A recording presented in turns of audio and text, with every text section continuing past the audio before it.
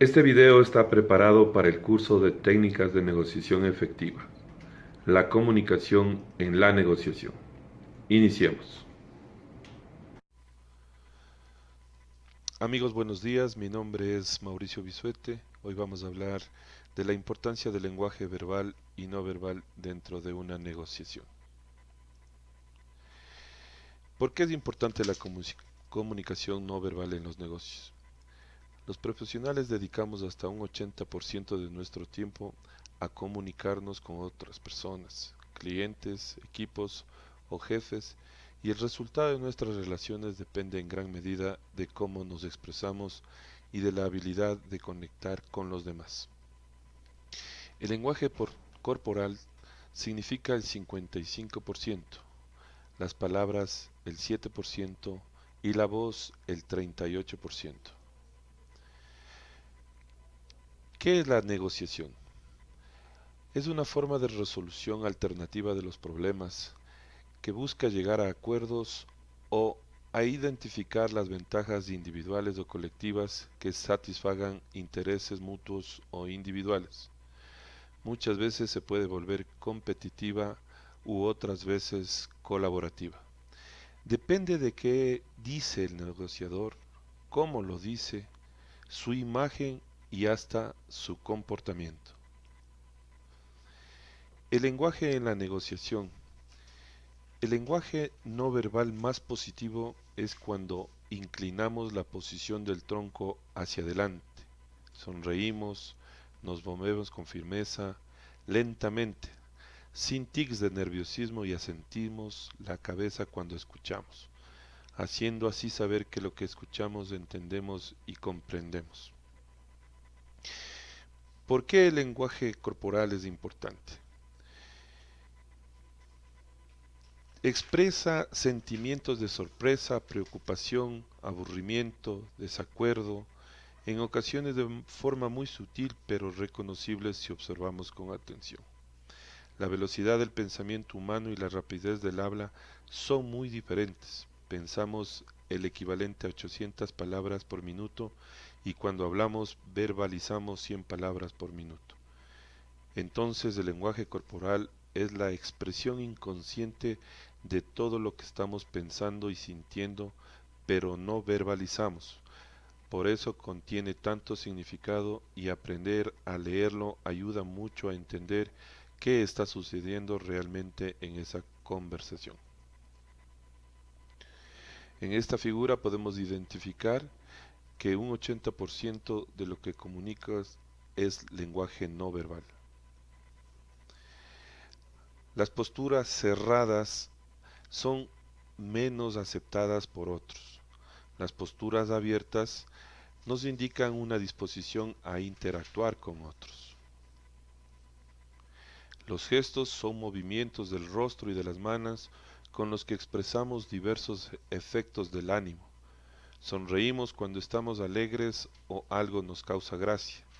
Nos ponemos triste o nos enojamos cuando algo nos molesta o nos hace daño. ¿Qué beneficio tenemos al dominar el lenguaje no verbal? Tenemos primero que logramos un posicionamiento positivo. Podemos comunicar nuestras ideas con mucha fuerza. Ganamos influencia. Intuimos lo que piensan los demás. Evitamos ser dominados y podemos negociar con confianza.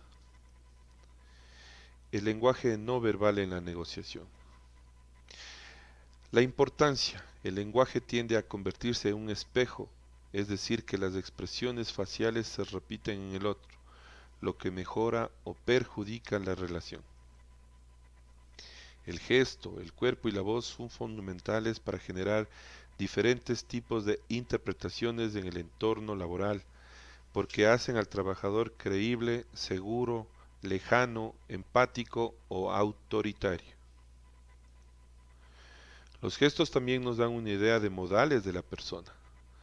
Las palabras son la esencia, pero el verdadero significado de ellas se transmiten con el lenguaje corporal y el tono de voz utilizados.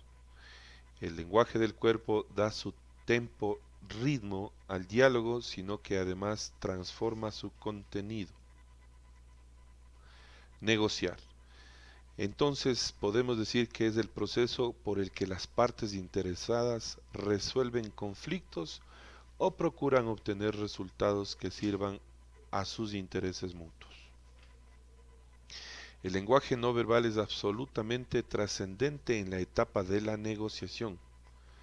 Los aspectos que hay que cuidar más son todos aquellos que refuercen nuestra calma interna.